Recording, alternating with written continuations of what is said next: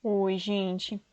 Como vocês já sabem, o tema da nossa aula de hoje é figuras de linguagem. Mas o que vem ser uma figura? Uma figura de linguagem, então, é uma expressão em que as palavras são empregadas fora do seu sentido mais comum. Ou então, as frases são construídas de maneira não convencional, não usual. As figuras de linguagem, gente, elas são muito utilizadas em propagandas, em letras de música, tirinhas, charges, poemas, crônicas, tá? Porque justamente ela trabalha com o sentido conotativo, tá? De uma mensagem, com aquele sentido ampliado, figurado, certo? Existem várias estratégias para se conseguir determinado efeito num texto ou na própria fala. Por isso são muitas as figuras de linguagem.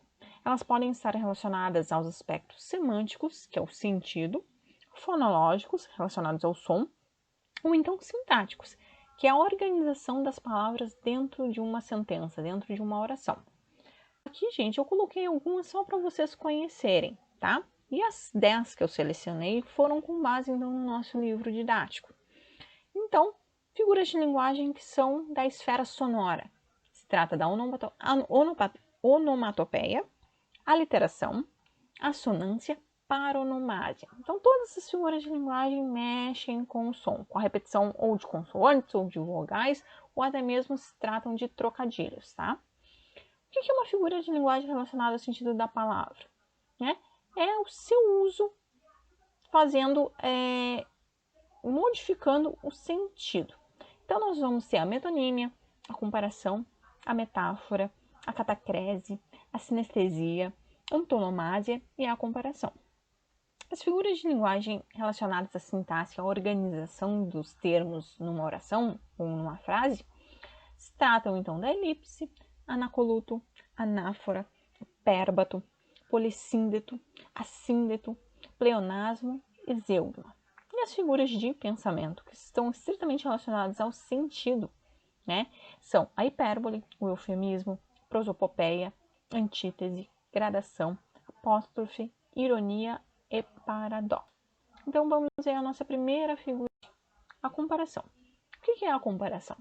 É a relação então de semelhança explícita entre dois elementos, por meio do uso das palavras como, assim como, tal como, igual a, feito a, que nem. Então, para fazer uso da figura de linguagem com comparação, a gente tem que colocar algum desses textos citados. Como exemplo, eu trouxe então essa tirinha, né, que a personagem então feminina, ela faz duas comparações, tá? E utiliza a palavra como. No primeiro quadro a gente tem: acorda, Armando, você não sabe que o amor é como uma flor? Se não for regada e bem cuidada, ela murcha e morre? Hã? O amor é como um motor de carro, Armando. Se não trocar o óleo e não cuidar da mecânica, uma hora ele não funciona mais. Ah, entendi. Então aqui a gente tem essa personagem fazendo dois tipos de comparação, utilizando a palavra como nas duas. E aqui eu também chamo a atenção como é importante a gente aproximar a comparação do contexto. Porque se a gente faz uma comparação e a pessoa não compreende, não adianta. Tá? Então o contexto é muito importante para o uso das figuras de linguagem. A metáfora, então, gente, ela é muito parecida com a comparação, tá? Porque ela trata, então, da aproximação subentendida, explícita, não clara, que obriga o leitor a identificar a característica comum aos elementos comparados. Então, a metáfora, ela transforma uma palavra ou então uma expressão do seu sentido denotativo, lá do sentido do dicionário, para o seu sentido conotativo, figurado, ampliado. Então, no exemplo dessa tirinha, então, a gente tem a expressão quebra um galho. Então, quebra um galho é uma metáfora, então, para uma ajuda, para um auxílio. Só que quando alguém não entende a metáfora, porque vai lá pegar aquele sentido denotativo da expressão, é literalmente quebrar um galho, que é o que o personagem do quadrinho faz ali. Então, a metáfora também está muito relacionada a entender o contexto, tá? Para a gente conseguir usar essa estratégia de figuras de linguagem. A metonímia se trata então da figura de linguagem que substitui uma palavra ou expressão por outra, com a qual mantém uma relação de proximidade. Então, nos exemplos que eu trago aqui, por exemplo, o primeiro ali: acabou o bombril lá em casa. Bombril, então, é uma famosa marca de esponja de aço, né? Mas é comum, já virou quase uma convenção a gente dizer que acabou o Bombril, mesmo que a gente use uma outra marca, né? O Bombril, então, fica relacionado à esponja de aço. Então, em vez de eu usar o nome do produto, eu uso a marca, certo?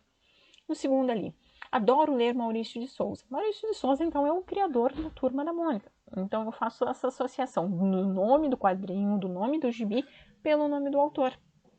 Ou então, ali no terceiro exemplo, tirei xerox dos meus documentos ontem. Na verdade, gente, xerox é o nome de umas primeiras máquinas de cópia, tá? Então, em vez de eu dizer cópia ou fotocópia, eu acabo usando o termo xerox, tá? Ou então, ali no quarto exemplo, a construção exigiu muito suor. Na verdade, suor representa trabalho, sacrifício, né? E a última ali que é uma manchete, né? Comum, assim, de reportagem.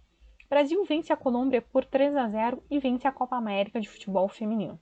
Na verdade, não é o país Brasil que venceu o país Colômbia, né? São as equipes, a equipe brasileira e a equipe colombiana. Mas até por economia, na hora de construir essa manchete, eu só coloco o nome dos países, né? Que representam, então, esses times, certo? A onomatopeia, então, como a gente viu, é uma figura de linguagem, então, que é do aspecto sonoro.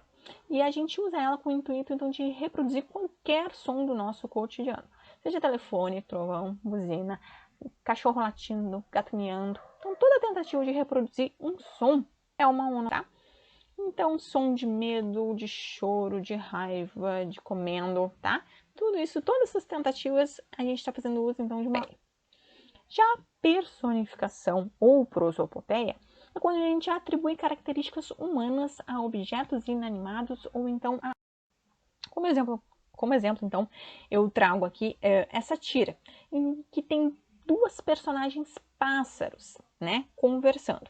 Então, quando eu coloco essas personagens pássaros falando e refletindo, que são atitudes dos seres humanos na tira, a gente está fazendo uso, então, do emprego dessa figura de linguagem da personificação, né? Além de toda a reflexão que a tirinha faz sobre a questão dos reality shows, né? Como é bobo ficar olhando pessoas presas dentro de um lugar, certo? A hipérbole, então, é a figura de linguagem que é caracterizada pela expressão exagerada de uma ideia. Quando eu exagero em uma... Por exemplo, eu assisti um filme e chorei litros. É possível a gente chorar litros? Não, isso não é possível. Mas eu exagero nessa intenção justamente para significar que ou o filme foi muito triste, ou eu chorei de alegria, ou o filme era muito engraçado. Mas toda vez que eu tiver, então, essa intenção de exagero, eu vou estar fazendo uso da hipérbole, tá? Por exemplo, se eu digo, a minha bolsa pesa 200 quilos. Não é possível carregar uma bolsa de 200 quilos, né? Esses 200 quilos, na verdade, é um exagero. É o emprego, então, dessa figura de linguagem da hipérbole. Já o eufemismo, então, é quando eu troco palavras ou, então, expressões para suavizar o sentido do que eu quero dizer, para diminuir o impacto de quem vai me ouvir ou, então, de quem vai me... Como exemplo aqui, eu trago, então, essa charge, né? Fofoqueira não, querida. Eu sou produtora de biografias orais não autorizadas. Então, olha o peso, né? Eu não quero ser chamada de fofoqueira, que fala da vida alheia. Então, eu suavizo. Eu crio um outro nome para me designar, né? Produtora de biografias orais não autorizadas. Então, eu estou suavizando a mensagem. Além dessa charge, está trabalhando com humor, né? Essa questão da fofoca. A ironia, então, é uma das figuras de linguagens mais utilizadas, tá?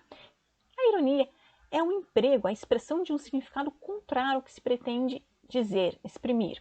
Né? E ele só pode ser identificado num contexto específico. Por ela, né, o falante ou o escritor pode fazer uma crítica, né? Ou então provocar um humor. Então, para a ironia funcionar, a pessoa que está recebendo a mensagem, lendo ou me ouvindo, sendo meu interlocutor, tem que entender o contexto que eu vou usar. Eu trouxe aqui como exemplo uma propaganda publicitária de um Detran, que era para conscientizar as pessoas a não beberem e dirigirem, tá? Então a ironia está sendo usada aqui de uma forma muito forte, né? Olha o que está dizendo a parte verbal. Bebeu e está dirigindo? Chique, hein? Se o carro pegar fogo, vai ser cremado. Com isso, eu quero dizer que é para a pessoa beber e dirigir? Não. ao contrário. Então, essa propaganda aqui é uma propaganda para conscientizar usando de muita ironia, uma ironia até chocante, né? Para que a pessoa veja isso e, né, se sinta envergonhada de pegar o carro alcoolizado. Esse outro exemplo dessa mesma campanha, tá? Bebeu e está dirigindo? Desculpe a intimidade, mas a viúva é bonita? Então, a ironia nesses dois tipos está sendo usada de uma forma muito forte para conscientizar. Então, ironia é exprimir um conceito querendo que a pessoa faça o contrário do que está sendo dito, certo? E a ironia também ela pode ser muito trabalhada não só pela linguagem verbal, mas pela linguagem não verbal também. Como nessa capa aqui da revista Veja, né, que a ironia ela trabalha muito forte com a parte verbal e não verbal. A não verbal, então, é através dessa imagem da ex-presidenta Dilma, então, se atolando no meio do petróleo, né, com um macacão de visita das plataformas da Petrobras. E embaixo, então, a manchete, né? O que era solução virou problema. Então, sendo muito irônico, né? E uma ironia forte para fazer uma crítica. Ao lado aqui nós temos uma propaganda publicitária, então, da Super Bonder. Cola tudo, até a tampa no tubo. Então, eu quero comprar Super Bonder para que ela cole a tampa do tubo? Não. Estou sendo irônica, porque esse é um problema, né, que a sacola tem. Ela é a melhor, porém a gente nunca consegue usar ela até o fim. Porque geralmente, né, ali o pico entope e a gente não consegue mais utilizar. Então, nesses dois, a gente tem o recurso da ironia muito forte, tanto para criticar quanto para promover. A antítese, então, é uma figura de linguagem muito utilizada na poesia, entre outros lugares, mas principalmente no gênero poesia, tá, gente?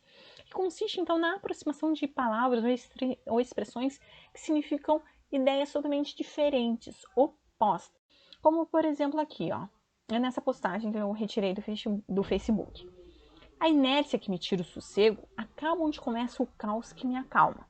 Então, quando a gente tem uma série de palavras contrárias nessa mesma sentença, ela fica muito imagética, muito profunda, muito bonita e faz sentido. Mas eu estou aproximando, por exemplo, termos como inércia, que significa imobilidade, ao ladinho do verbo tira, né?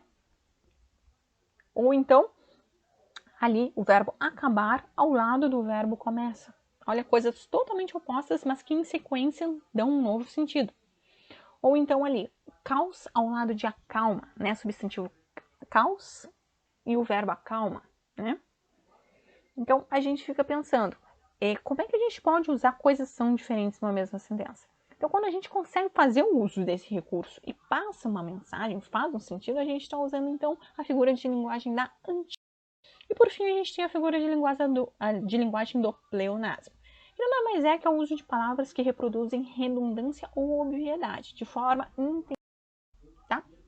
Por exemplo, nessa chamada aqui. Grávida que sobreviveu ao acidente está viva. Tem sentido, gente, a gente colocar aquele verbo sobreviveu junto da expressão está viva? Tem sentido algum? Então aqui o pleonasmo ele foi feito de forma equivocada. Foi um erro na hora de montar a manchete desse jornal, certo? Então o pleonasmo ele se identifica muito com esse uso demasiado de dois termos que praticamente são quase sinônimos, né? Vamos dizer assim, é o famoso entrar para dentro, sair para fora, subir para cima, descer para baixo, tá? E toda vez que a gente usa isso sem a intenção, porque a gente pode fazer um pleonasmo intencional, tem várias músicas, né, com esse tipo de construção, mas quando ele é sem intenção, e é até muito feito no momento da fala, a gente diz que isso é um vício de linguagem, tá? E causa má impressão. Então eu trouxe ali do ladinho mais exemplos de pleonasmos, né, que produzem redundância. O conviver juntos, elo de ligação, encarar de frente, baseado em fatos reais, hemorragia de sangue, consenso geral, surpresa inesperada, há 2 anos atrás. Esse há 2 anos atrás, gente, o que tem equivocado aqui? Como vocês sabem, o verbo haver, a gente só usa ele, então, com o tempo decorrido, tempo que já passou. Então, se é tempo que já passou, eu não preciso colocar o atrás, tá? Então, se eu deixar ali há 2 anos, tá suficiente. Ou então eu faço a construção 2 anos atrás, mas não colocar o verbo haver com a preposição traz, tá? Sorriso nos lábios, detalhes minuciosos. Na minha opinião pessoal, novo lançamento, antecipar para antes, conclusão final, ganhar grátis, subir para cima, descer para baixo, manter o mesmo, metades iguais, panorama geral, planos para o futuro, protagonista principal, repetir de novo, planejar antecipadamente, tá? Então, finalizamos com essa figura de linguagem. Então, o que vocês têm para fazer? Vocês têm essa atividade 1, que é identificar em cada uma dessas frases, dessas orações, a figura de linguagem que está sendo empregada. Lembrando ali que na letra C a gente tem a expressão viu metal. O que quer dizer viu metal, tá, gente? Viu uma coisa comum, ordinária. E metal se refere a dinheiro, tá? Então, interpretem dessa forma. A 2, então, vocês vão assinar somente a alternativa em que está associada de forma errada, equivocada, a figura de linguagem. Então, qual dessas frases está descrita erradamente a figura de linguagem, certo? E a 3 é para vocês me procurarem, né, e é uma tarefa avaliativa, em que vocês devem procurar numa letra de música que vocês gostem a ocorrência de uma dessas 10 figuras de linguagem, tá? Qualquer dúvida, me chamem que a gente resolve, tá? Então, eu espero que esse material, que esse vídeo de apoio tenha ajudado na aula de hoje. Figuras de linguagem é um conteúdo bastante importante, principalmente para o Enem, tá? E também para a provinha do IFE. Então, é bastante importante que vocês se concentrem em entender como funcionam esses mecanismos de sentido, certo? Estou à disposição, então. Beijão, gente!